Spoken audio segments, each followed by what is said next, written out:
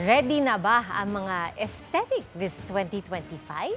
Pero pwedeng mag-pause muna sa inyong OOTD shopping dahil next year, mauuso po ang reuse at repurpose. Alamin po yan sa pagtutok ni Danoting Kungko. What's in pagdating sa pormahan sa darating na taon?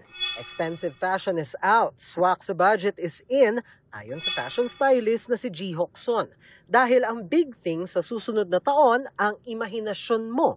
Meaning, paano mo gagawing bago ang mga damit at accessories na meron ka na?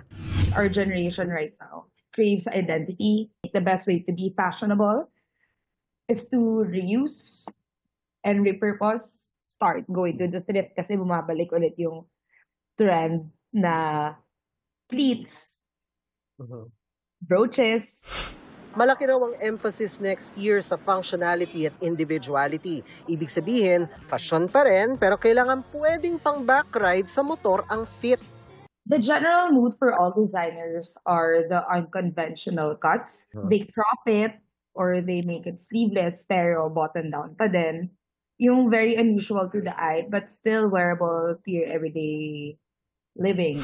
Mauuso rin ang mga multifunctional na damit gaya ng jacket na maraming bulsa. We don't want to carry bags anymore in the Philippines. So we're leaning towards utilitarian wear.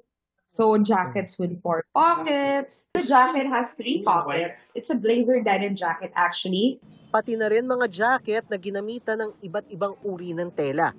Dito pa lang sa ukay-ukay, marami na tayo nakita ng mga sinasabi niya magiging uso next year. Exhibit A, yung pleats over pants na mauuso hindi lang sa mga babae kundi pati na rin sa mga lalaki. Baggy pants for men? That's so 2024 daw. For 2025, mauuso ang layering o palda over pants lalo na sa mga lalaki. Ang mga old brooch at pin magagamit para i-transform ang mga damit na meron ka na.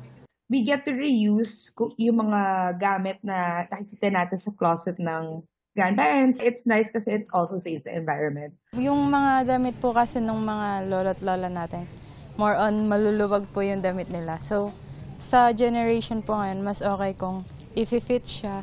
Kaya pwedeng i-raid ang aparador ng inyong parents at grandparents o mag-ukay-ukay then create your own signature style. Ang pinakamahalaga naman sa lahat, have fun and be you. Para sa GMA Integrated News, Danoting Kungko, nakatutok 24 oras.